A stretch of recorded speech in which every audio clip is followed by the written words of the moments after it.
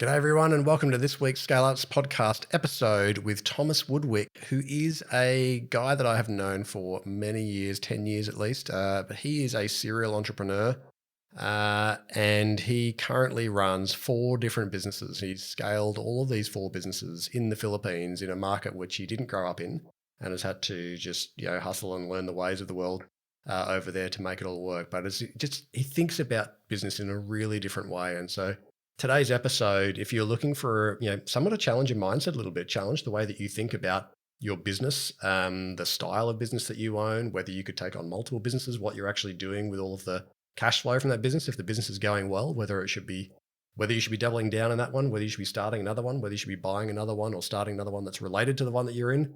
So it's a really different conversation about the kind of insider's guide to the mindset of a serial entrepreneur. So I think you're really going to enjoy that. It's a very unique discussion. Enjoy today's podcast. Welcome to the Scale Ups podcast, where each week you get to hear Sean Steele, professional CEO, growth mentor, and advisory board chair, unpack the strategies that successful founders have used to achieve scale in their businesses. Stay tuned as he interviews the entrepreneurs who've made it, learns from industry experts, and follows a group of founders still striving to scale. G'day everyone and welcome to the Scale Ups podcast, where we help first-time founders learn the secrets of scaling so they can fulfill the potential of their businesses, make bigger decisions with greater confidence, and maximize the value and impact they can have in the world. I am your host, Sean Steele, and I am joined today by my very exciting guest. I've been waiting for this conversation for a long time, Thomas Woudwyk, serial entrepreneur, founder of 5 businesses, 4 of which you're still running today. And one of which actually was where we probably met about 10 years ago. How are you today, mate? Good, mate. Thank you for having me on. I appreciate it. Mate, well, glad to see I made the cut. You're finally in. Well, welcome, mate. I'm really looking forward to our conversation. There's a bit of background and context. There's always a bit of context I set up front for, sort of people's backgrounds, but yours is a little bit longer than most because you're doing so many things. So let me have a crack. You're the former founder, I guess, or the former co-founder and managing director of Colleges Online. That was a student recruitment business you were running in Australia. And that's where you and I first met. You were recruiting students into some of the college brands. I was responsible, but that wrapped up in around 2016. You moved to Philippines full-time and permanently, and you've since founded 4 other businesses, which are all currently operating and scaling. The first one, Social Desk Tower, which I've been to, and is an incredible facility. So a 20-story wellness-focused tech campus, kind of like a fusion between, I guess, co-working and a tech campus. You have like custom headquarters for some of the largest tech companies in Australia, and almost I'm sure there's a proper description for this, but I would say like a 6-star kind of wellness accreditation. Like living gardens and totally unique approaches to how you manage air and light and movement and comfort and sound and just an incredible facility for the well-being of the people that work from there. Then you have ProSource, and ProSource is a significant sized business where your teams build, you sort of source and build and manage highly technical distributed teams. So this is not a sort of typical BPO that people might think about in the context of the Philippines. These are really skilled, software developers, the kinds of people that you end up paying, $300,000 to in Australia and the US, and you're doing that for some of the most innovative companies in the world. You've got NASDAQ listed businesses in there. You've got ASX 20 in there. You've got more than 25% of the 100 largest technology companies in Australia in there. That's a lot of clients. And then you have Pickup. I don't know if you just call this Pickup or you call it Pickup.PH. Pickup.PH, I think. Pickup, whatever you like, which is a zero commission based online ordering and delivery marketplace that allows vendors to build branded online stores, take payments, collect and manage orders, fulfill delivery. So these would be, hospitality businesses, I imagine, in the main. Right. But you're doing it with zero commission, which has been really, no doubt, upsetting the competitors, the people who are already in that market. You enjoying probably disrupting everybody and annoying everyone in the process, which is good. And then you have Crosta, and Crosta is a rapidly expanding pizzeria with a super focused menu that has pizzas from Detroit and from Sicily, along with your own signature stuff. And you guys, I saw, were recently awarded #1 pizzeria in the Philippines and number 32 in APAC. And You guys started that out of a container food van, which I remember going to. You took me there in the very early days. I think it had only been up a few months. And you've now got Yeah. 5 branches Yeah. opening this year of like a full, store format kind of model. And I feel like this is, people talk about serial entrepreneurship, but I think generally people are thinking about sequences of businesses, not generally running like 4 at the same time. So there's probably some new phrase we've got in there, Yeah. like parallel entrepreneurship or something, or Right. perpendicular. I don't know which way it works. But when you hear all of that said out loud, and that's the end of my spiel, but when you hear all that said out loud, Tom, and you kind of get a chance, whilst I'm saying that, to reflect on what you've actually created in the last 6 or 7 years, how do you feel about that journey? Well, I mean, in fairness, I think everything sounds better, when you have such a great introduction like that. But I think in reality, it's maybe not as kind of glamorous as it always kind of sounds. There's a lot to it. There's a lot of moving parts. But how do I feel? With regards to it, look, I love what I do. I really love kind of building what I would consider sort of contrarian businesses, and so for me, I wake up on a Monday morning, and I'm really excited to go to work, and I work during the week, and I just really love what I do. So it's pretty easy for me, I'd say. What's interesting, that's easy for people to lose sight of, is the fact that you have not only successfully founded and seeded and are running these 4 businesses in parallel, but you're doing this in a country that you didn't even grow up in. So you've had to navigate an entirely, you obviously had a fair bit of familiarity with the Philippines. I know you studied with a lot of Filipinos when you were in university. You had a lot of friends there, and so no doubt you'd been there plenty, and of course your beautiful wife is Filipino, but you're still having to enter and become a business guy in a in a country with a different political system and different cultural system. And I'm sure you learned a lot through that process. And I'm going to ask you, I'm going to come full circle on that, because I'm interested if you could maybe just give people a sense. I mean, some people may not get whether these are sort of still at startup stage or some like really well scaled. Like, can you give us just a few metrics to give people a short sense of the scale of these different businesses with whatever you're happy to share? Yeah, look, I mean, firstly, we've done all this without kind of raising any money from VCs and all of that sort of stuff. So I think it's a little bit maybe unique in that sense as well. But so firstly, I think the main business is ProSource. It's in terms of kind of size, I would say we're pretty small in the whole scheme of things in I guess in the industry in which we play. We have kind of 1,200 seats, and we've been growing at several 100% year on year since we started, and so we're looking at kind of getting to 2,500 by the end of next year, and those are kind of big numbers. But again, I think in the industry in which we play in, when you've got players who have 100,000, 50,000 kind of seats, we're really just kind of breadcrumbs that sort of fall off the plate. So I think it's maybe a case But of at a very different price point, it would be fair to say. I mean, you're hiring super highly paid technical resources, and these are 100,000 people who are, not earning a hell of a lot and doing, sort of voice or chat or, some, lower skilled roles generally. Fundamentally, what we do is very, very different. I think from like rote outsourcing, which is waterfall and handing over ownership of a process, to kind of what we do, which is kind of agile and highly technical, and salaries which might be 20 or 30 times what a call center person would get paid. So very, very different in which we operate. But that's probably my first business, the main business. The next business is Socialist Tower, which is a 20-story vertical campus that's focused around wellness. We have a huge gym with personal training. We have a cold plunge pool and an 8-person sauna, which was thanks to David Sinclair and his book. But really, those 2 businesses are kind of very ingrained together, because we had to go down the path of doing Social Desk, because businesses like ProSource are inherently bad businesses to own, because they kind of never really become profitable for a very long time, because you have to make these commitments on workspace. And so, Social Desk Tower was really born from us wanting to create a workspace that was what I experienced when I was in Sydney, and doing that in a Philippine context. but then also kind of helping us to kind of build a business where we don't have to, build the entire stadium and hope that the people come, because that's just a really big risk.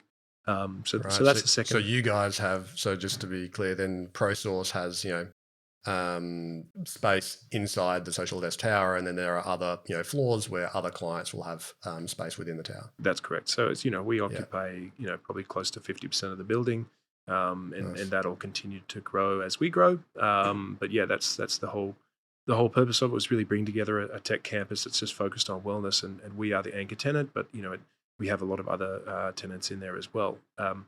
The third business is Crosta, and you gave obviously a really good introduction. I don't think I could even probably give one the same, but that one really is, I would say, the brain behind that is really my wife.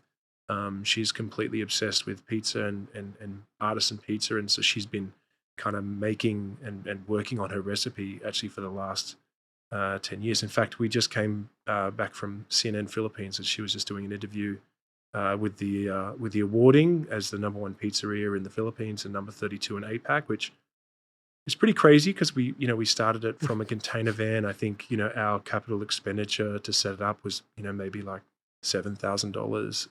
So Yeah. it was next to nothing, and so it's really exciting to see where that is starting to go. And I think that's a great business because it really started out more as like a passion and something that we started out kind of just doing for fun, and it's kind of led into being an actual full-blown business. And so it's really exciting for us, but I really have to, as much as I'd like to sit here and tip my hat, it's really, it would be remiss of me to do that, because actually I would say the vast majority of the success of Crosta is really because of her hard work and not mine. So I'm the pizza taster, and maybe you can say I do some strategy and that sort of stuff, but really it's all really because of her. And the last one was Pickup, and that one was just born out of, I think, the challenges that we faced. So, we have this, let's say, growing pizza business, and, before COVID, 80% of our sales would come from walk-ins and 20% would come from these delivery applications. So you've got Grab and you've got Food Panda, and we don't have Uber Eats in the Philippines. Mm-hmm. And so when COVID struck, 100% of our orders suddenly became online and ordering through these marketplaces. And the commissions from these marketplaces, are quite onerous. It's sort of 25 to 30%. And we're running Crosta, to try and kind of make money and build a profitable business. And our net margins are not that great to be able to give away, effectively sort of 90% of our net margin to a food commission place. So it was really untenable for us, and I went out and looked for some solutions, and I didn't really find anything that was solving the problem. And so I guess as a person in the F&B space that kind of experienced this problem firsthand, and I happened to have a software development business, I just said, well, stuff it. Why don't I just build the solution that we want? And that part of that was also because, my wife would come home and kind of chew my ear about, all the issues that she was kind of facing. So happy wife, happy life. And so Indeed, here we are. Yeah. 2 birds with 1 stone. Yeah. So we kind of did that to solve the problem with Crosta. And then what we found is, more broadly, I think a lot of restaurants have outsourced their sales and online ordering to these marketplaces. And these marketplaces, I think, are, they're wonderful in what they do, and there's a reason for them. They're there for a purpose, and they serve their purpose really well. But I think for businesses that have a strong following, you're basically giving away the vast majority of your net income when you could be focused more on building your own and controlling your own digital presence. And the benefit from that is that you don't need to pay a commission, right? So, and that's really what we wanted to do with Pickup. So we wanted to create this platform for Crosta, and then we later just made it available to everyone else. And we said, well, we're benefiting from it, and we've got a lot of friends that want to use it as well. And so I think today we have maybe 300 or so merchants on it, and I think we're looking at onboarding another 200 in the next couple of months. So it's exciting. It's an exciting business. Can you share, Tom, how the business makes money, or is it? Yeah, is it no, a separate source, absolutely. given it's not commission based. It's not a charity. Look, I think so. We looked at the current solutions and we said that is a good example of what we don't want to be. and we want to take the path of. So I think the marketplaces do a great job, but they focus really on getting the customer's eyes onto the site, and in return for the marketing spend that they do to make their own super apps, they charge a pretty onerous kind of commission. And what we wanted was something that was more merchant focused and solving the problem that merchants see, and saying, okay, well, what if the merchant looked after their own customer service? What if the merchant managed aspects around refunds and those sorts of things? And what if they managed their own promotion, right? So going onto Instagram, spending money on Facebook, spending money on TikTok. What does that model look like? Because that's what we were doing with Croster, and that's why we had experienced some success. And so is there a different model there where you don't have to rely on a marketplace and kind of giving, the vast majority of your net income? And is it worthwhile you kind of doing that? And so that was the path we went. And so how we make our money is really in the payment processing. So we have a very strong partnership with the payment processor that we work with. And it's effectively a JV where we share revenue. So the money that we get from it is not a lot, but the whole purpose is really about, I think if you can get the vast majority of the merchants on board because you're creating a product that is an order of magnitude better than the existing solution, I think you get the volumes on the tail end. Hopefully, who knows? That's what we're trying to do. And then I think it makes it all worthwhile. But I think more broadly, we're really trying to create a product that solves a problem that we've experienced. And so, I think the easy option would be, let's be a marketplace and charge a similar price, to Grab and to Foodpanda and that. But those guys are already there. They have a great solution, and we want to be something different. So we just had to reimagine that revenue model. And so that's how it works. It's effectively a payment. We make our money from the payment gateway revenue, and we also charge a subscription fee, for some of the premium products. So think about businesses like Canva, for example. You have a very, very strong freemium product. It gets the users using it, gets them becoming very familiar with it, and then they just suddenly want to upgrade and to get those kind of premium products because they're reaping the benefits of the free product. So that's what we do. Yeah, absolutely. Awesome. So many questions for you. First one is why? Like, you could just have doubled down on one business. Instead, you founded 4, which you're running in parallel. And if I know anything about you, you've probably got others bubbling away in the background that you're, itching to get out of the box as well. Like, why not double down on one business? Why build 4 businesses and in very different spaces? Obviously, there's a strong relationship between Social Desk and ProSource. I understand that, and clearly there's a strong alignment between Croster and Pickup. But how do you think about that in terms of doubling down versus the spreading of effort and therefore resources and attention and focus and all the rest? Yeah, so I actually would challenge that and say, to think that they're mutually exclusive, that you can't double down and have more than one business, I think is already kind of, a mistake. And I think it depends on just really how you build that business, the stage in which the business is in, the type of business that it is. Are you the bottleneck to the business? Do you have somebody that you can bring in who's smarter than you that can help you take that business to the next level? Do you need to be all in everything and then be one person? Do you need to be that executive chef that goes to the restaurant every day? Customers expect him to make the food. He can never go on a holiday. He can never leave the restaurant because everyone goes there to eat his food. So, I think that there's obviously a case to be had for both. But I don't believe that, you need to be purely focused only on one in order to be doubling down on that business. In fact, if that was kind of what I thought, then we wouldn't be going down the path of these other ones. But, there is, when you look at, some of the maybe more traditional kind of like uber wealthy people, you often see a recurring theme here of vertically integrated businesses and businesses that kind of operate in kind of multiple industries and not just one. And look, we all know the Mark Zuckerbergs of this world, and we all know of of the Brooks Cannon guys, Cannon Brooks guys.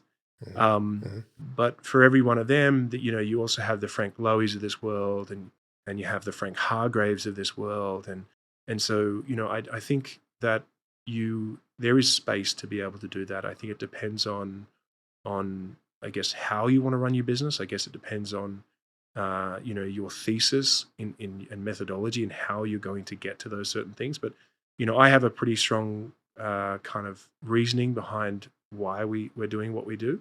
And I think your question that you sent me before kind of goes into that. So maybe I won't kind of go into it now. But I think from my point of view, play into your. Sorry, but go ahead. No, you go.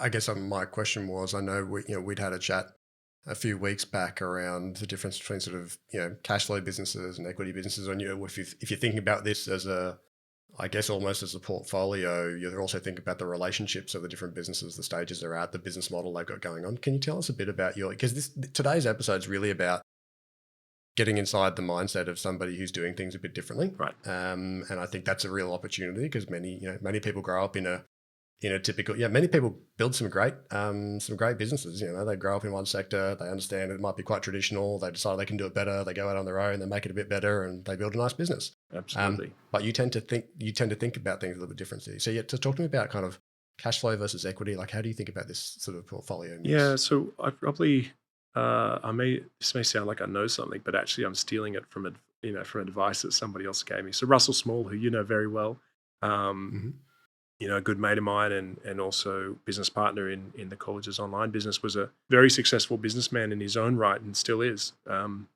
He co-founded ServiceStream, which during its time I think was a ASX 200, ASX 100 company, and it's still around today even though he's not involved in it. And so I think it's a public company, and it turns over probably close to $1 billion today. And so he started that business.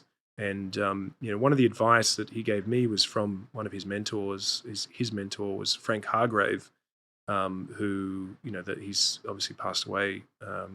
He's no longer with us, but he was the founder of Skilled Limited and had a whole range of other businesses, and started his life as a Sparky and kind of went on to be extremely successful. And one of the things that he said was that you need two types of businesses. You need cash flow businesses and you need equity type businesses, equity play businesses.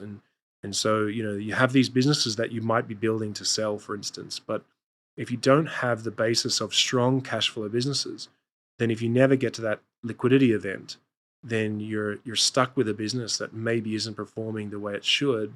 And you've kind of, you're staring down the barrel of maybe a 5 to 7 year commitment, no buyer. And then you're sort of, the music stopped and you say, well, what do I do now?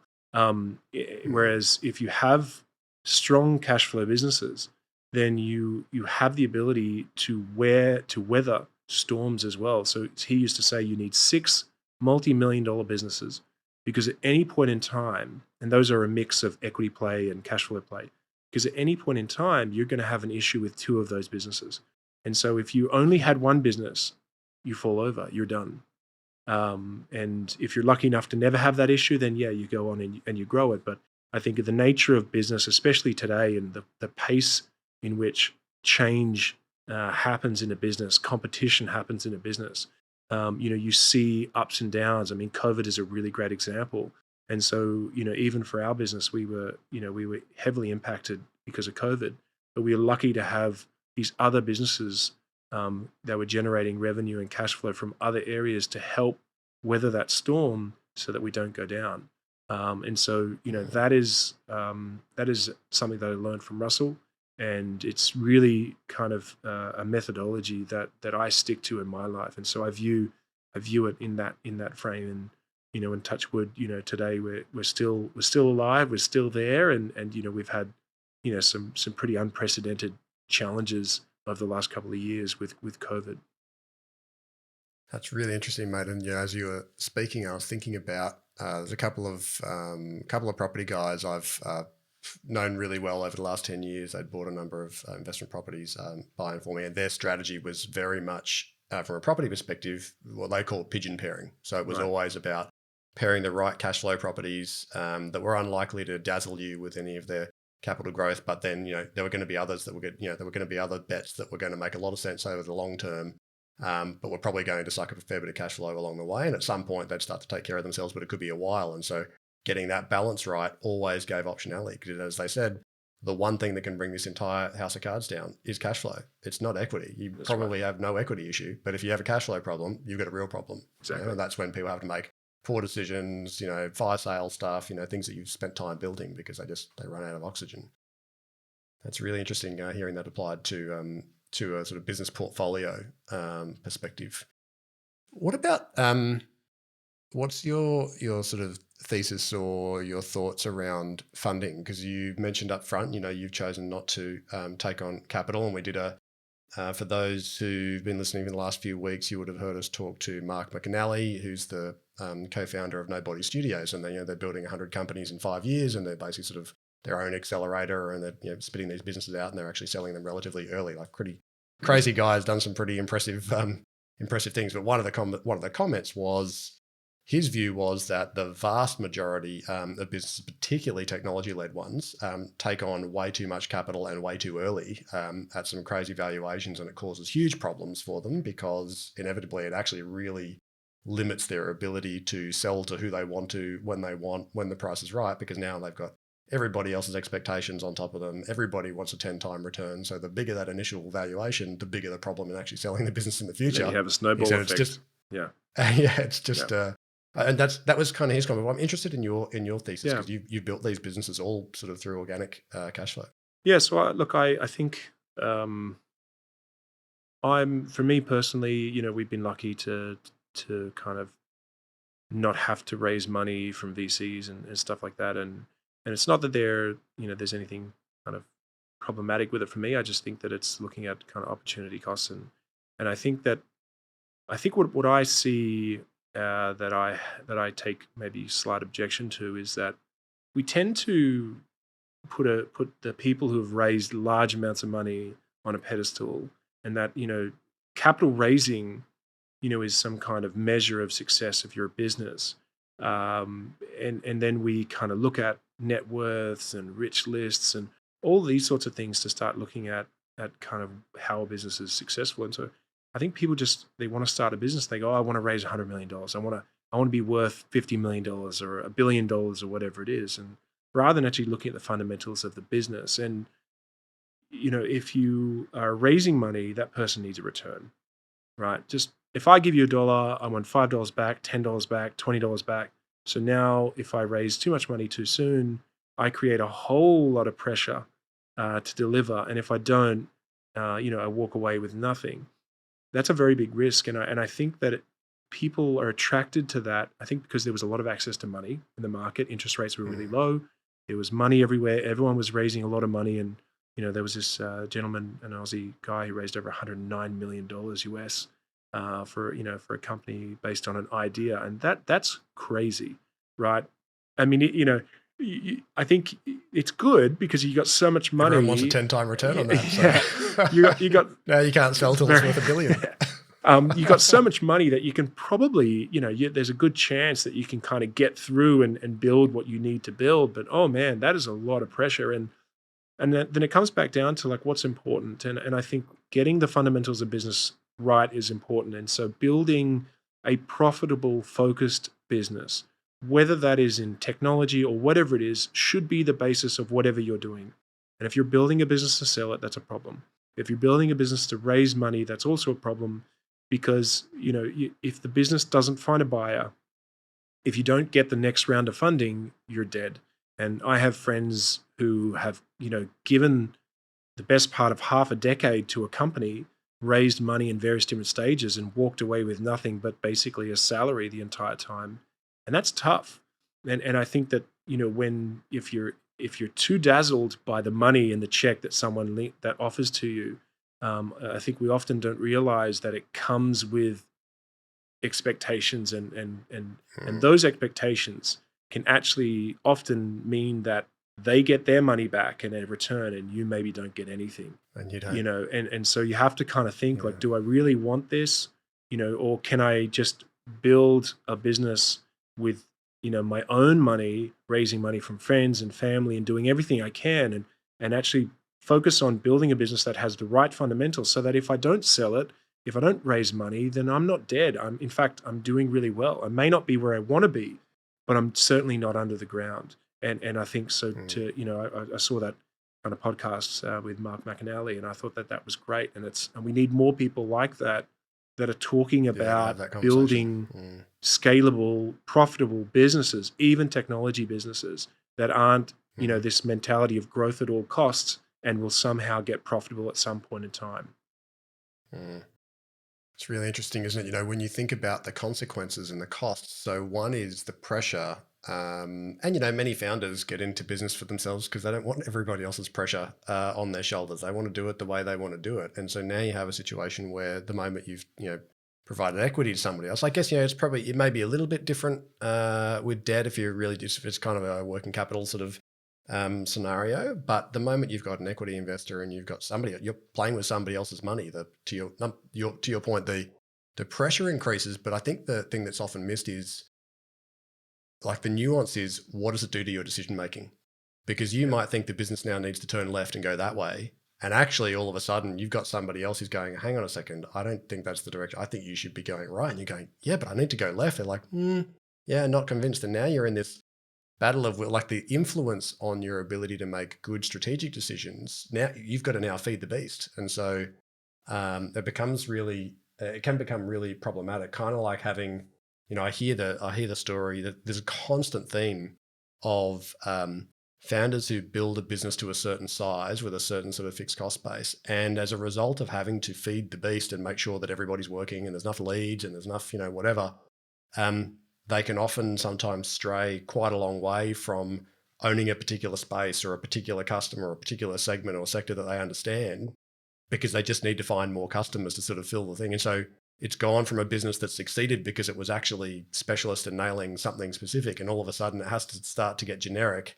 because it's just trying to keep the wheels turning and keep everybody happy.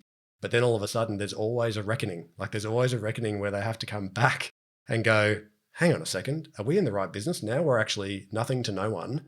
We're too generic. We don't understand anything anymore. We're just like, we're not specialist in any space. And when they come back and they focus on a customer type or a problem or a segment, the business then gets its next kind of lift of growth. And I've heard that story so many times in doing this podcast. It's been staggering.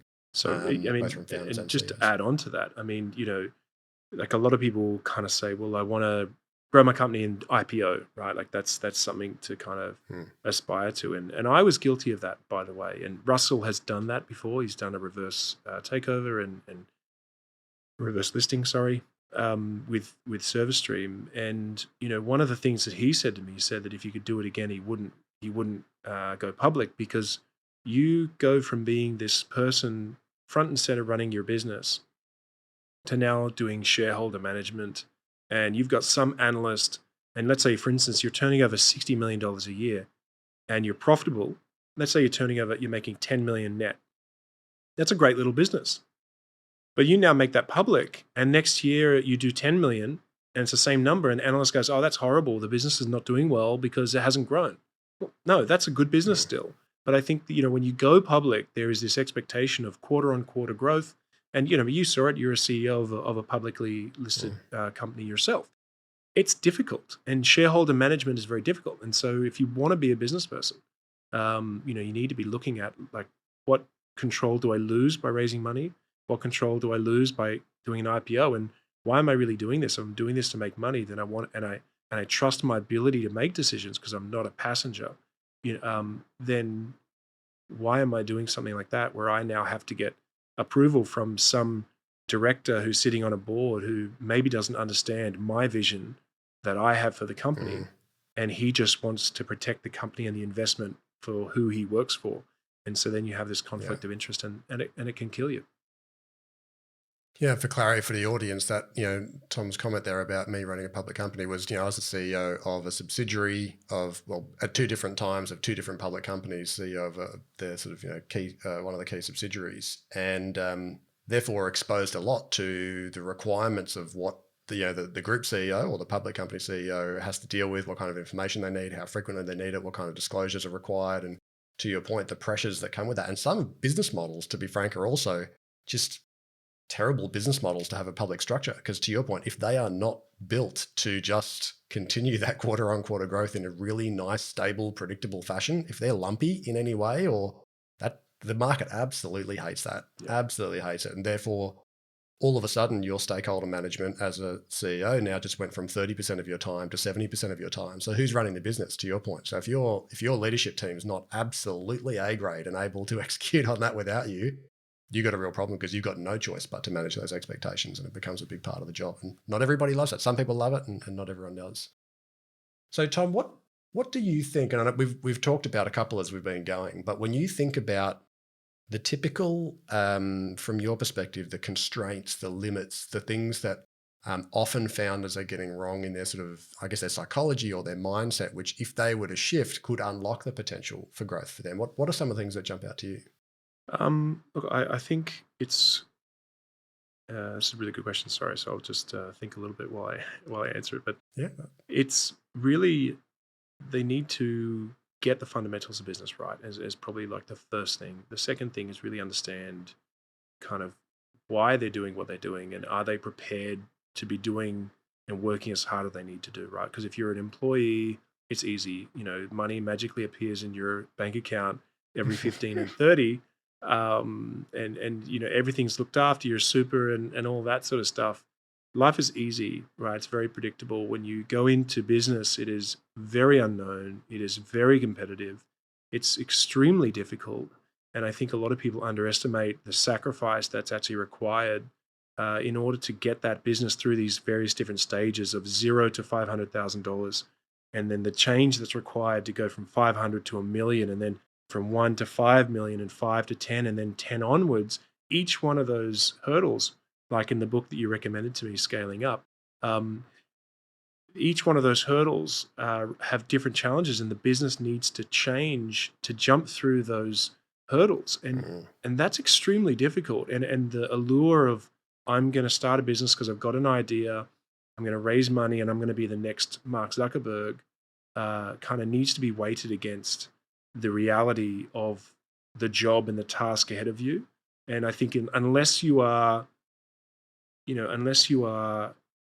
absolutely committed to giving everything, then I think you should probably consider not doing it, because there's nothing worse than, everyone wants to be a founder and it's like the whole buzz thing, but there is a lot that you need to sacrifice. And, I've lost friendships, I have lost contact with people that I love, and I'm not saying that that's the only path forward, but for me, I had to really focus, because I didn't have a plan B.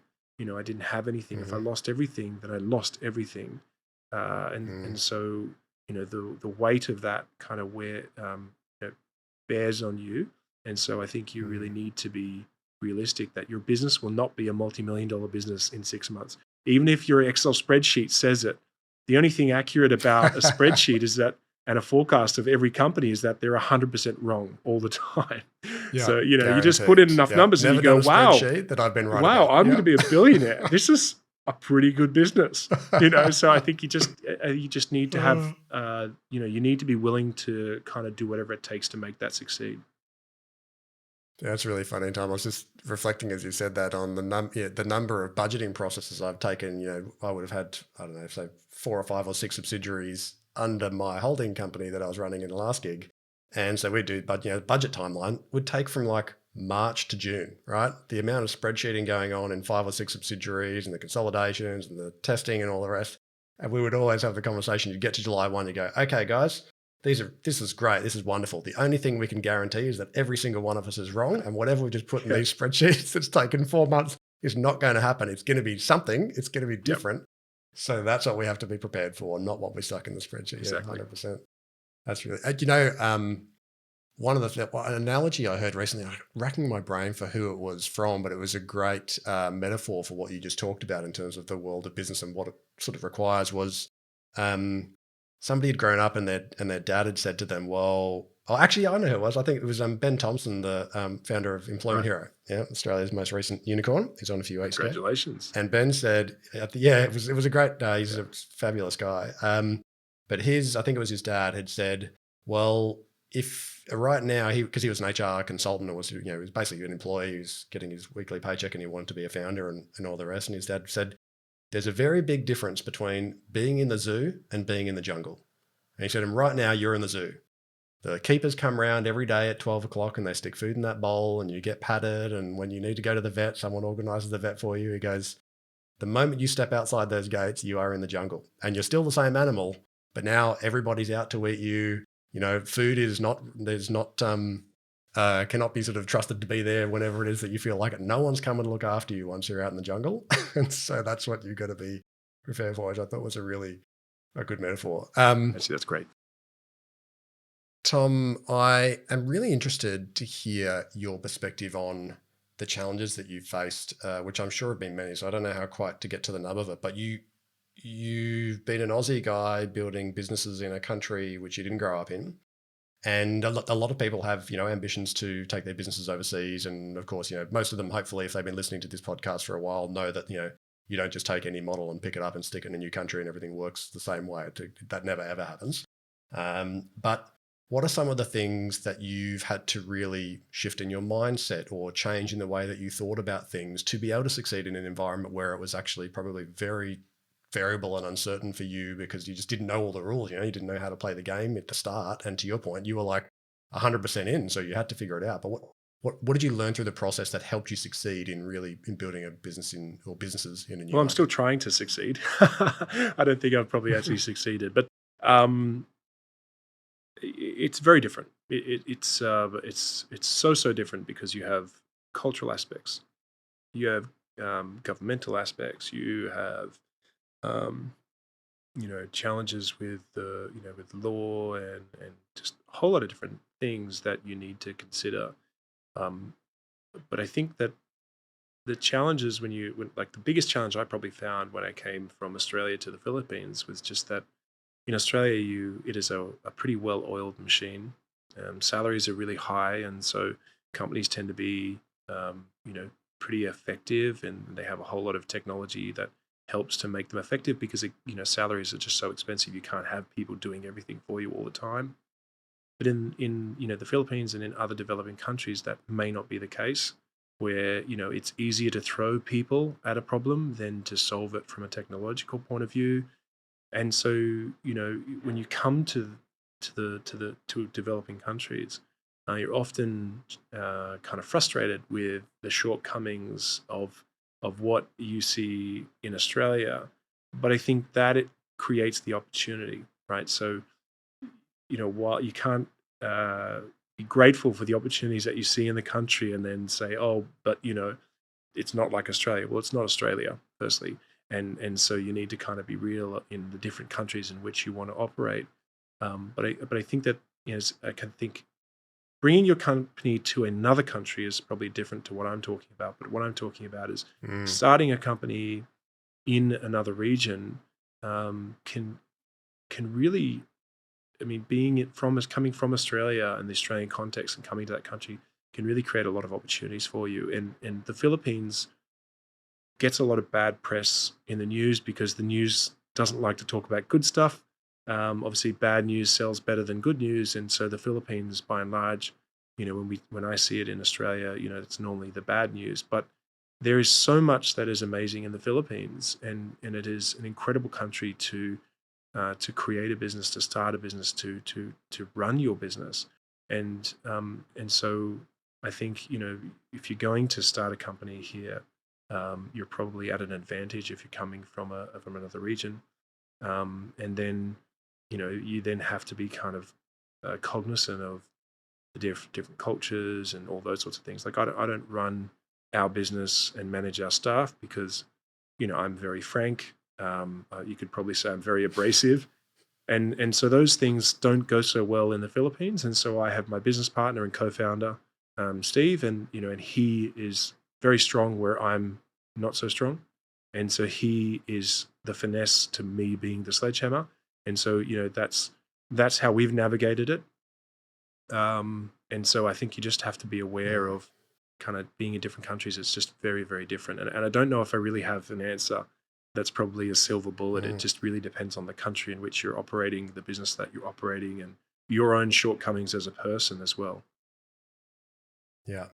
Yeah, it's really interesting. I was just thinking out loud. Obviously, that I came into Philippines and we established a joint venture there, and so one of the things that was really key to us was having a partner that we could trust. And we found that partner through a network, so that that became very valuable because we already had trust within the referral, if that makes sense. I mean, you did But partner with probably really, one of the that best partner, companies to partner with in the Philippines. So that was, they were you pretty. did Yeah, well. they are a wonderful business. But one of the things that really helped and gave us a lot of comfort, like I do see people who believe that they will just be able to navigate or take the existing model and enter the new market, and all of a sudden it's just so much nuance you can't possibly understand about what people value, what they don't value, how they're going to make decisions, what kind of information they will give you. I remember we were looking at a business to buy in Thailand, and one of the guys, one of the leaders sat me down and said, "Oh, I know you like." I can tell from your guys' style that you're kind of expecting you're going to get this relationship with the team, but they're not going to tell you any of those problems because they're really going to be very deferential in relation to their perspective of authority and how that works. So you're going to need a Thai leader that you trust, who's going to have to be that go-between, who's operated enough in Western companies. They know what you want, and they can give that to you, but you're not going to get it from that team. And it was just, small things like that were just can be so easily overlooked without local knowledge, local partner, local source of knowledge that you can trust and who can help you sort of enable and get things out. And just on that, sorry to add to it. Yeah, but please. I mean, if it was that easy, we wouldn't be in business with ProSource, right? So, we're in business because we really understand intimately our own environment. We understand our people, and we've been pretty successful, I would say, in what we do. And there's 7 years of learning, and so those sorts of things make it easier if you want to enter a new market, because you can partner with people who've already done all the heavy lifting, and you don't need to reinvent the wheel. Yeah, I love that. So, Tom, we don't have a lot of time left, but I'd love to. And I know we've covered a lot of ground, but if you had a room full of founders in front of you, and you've kind of got this. You've got a whole bunch of kind of bright-eyed, bushy-tailed people who are really excited. These people all have businesses, right? If you think about our audience, most of them will have businesses in the $2 to $20 million range. Nearly the vast majority of them would be profitable and probably not sort of, cash flow negative tech businesses that are hoping for a bigger. They're typically far more traditional service sector businesses that are healthy and they've got a decent bottom line, but they're still trying to figure out how to scale. What advice would you give to them if you were to think about, these are my kind of above all else's, like these are things I think you really need to pay attention to if you're going to scale as a founder? What would be those three things for you? I think it's ROI over emotion, and it's you've got to, like, I mean, we all get very emotional about our businesses. They're our babies, and we love them. But if you're lucky enough to be in the business where you've got profitable business from, let's say, 2 to 20 million, you've got a great business. And I think you need to be looking kind of, do I go vertical with that business? Like, with ProSource, we go from ProSource to then having our own building. Do you start going vertical and saying, okay, there's areas where we can go up and kind of eke more net margin? Do we then take that net income and do we go into something else? And, and a great example is kind of Frank Lowy with Westfield, and then into the actual asset side of things with Center Group, right? So, and if you look at like even a lot of the successful business people in the Philippines, they generally have cash flow business, and then they have equity plays. So, and that's not for everybody. But if you're sitting on a business that is cash positive and it's got a great cash flow and predictable cash flow, and you're already working on growing that business, and you've got a path forward to grow that business, you're growing horizontally, or you're potentially looking at, what do I do with that net income? Because obviously putting it into your own pocket is going to cost you a lot from a tax point of view. It's not effective. And so it's better for you to do something else with it. So I would be starting to research, what makes certain businesses great businesses, and you probably want to be looking at expanding your annuity type business. So you have a few different cash flow businesses, and then start thinking, okay, so how much revenue do we need to get to before we maybe buy an office building, or are we going to kind of put that into something else, whatever that looks like. I'm certainly no guru I just have my own way that we do it. But if you have that profitable business, I think it would be smart to be looking that you either kind of start going more vertical, or you look at kind of taking that money and investing it to other things, rather than maybe just kind of gambling on little businesses. Because if you're investing in somebody's company, in your neighbor's company, you become a passive investor. And I think that if you own that business, you've probably been successful because you've been an active owner of that business and not a passive owner. And I think when you go from, if you give your money to somebody else, as my dad always said, it's really hard to make $1.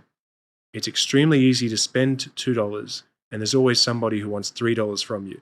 And if you do the math, you're always going to be losing money if you're not smart with your own money. So I think business owners who are sitting on profitable businesses today are profitable because of what they've done. They're very good at being active owners in the business. And so I don't think that they should look at changing that business model and being a passive investor. And so I would steer away giving money to somebody else, because they'll just spend it. And I don't know what they're going to do, but I actually back myself over somebody else. And so I would be looking at what else I can be doing personally that either benefits the existing business that I have, or maybe it's something different that is that equity play that I can work on in the background that maybe costs a little bit more money, but it gives me a better outcome at the end. And to your point around, because you've only got so much time, right? And so, you made the comment about Steve also running the business in running ProSource in the Philippines. And so it's like, well, you don't have to, you may want to be the owner and be an active owner, but that doesn't mean that you have to run the business operationally every day. You can still take that knowledge and that skill set and apply it to a business that you've got a high degree of active involvement in. But it means you need to have built, team in the existing business and to free you up so you can focus on bringing as much value as possible in the space that you less can be firefighting, more value creation. Yeah, love it. Tom, I've really enjoyed the conversation today. Thank you for being so generous with us and your time and sharing your wisdom and your experience. How do people get in touch or follow along with what the companies are doing? What's the best place to find you? Yeah, so you can obviously go to our website, prosource.io. You can, I think on Instagram we have, not Instagram, we have LinkedIn page, sorry. So you can go in there, I think if anyone is looking to grow their business and they're looking to build a team of highly technical engineers, we'd certainly love to have a conversation. And I think anyone who's a friend of yours is a friend of mine, so I'm happy to talk to anybody as well, even if they're looking to set up their own company in the Philippines and kind of what to be mindful of. Always happy to help. So best point is to probably go to the website and look forward to talking to anyone. And if not, hopefully this also helps,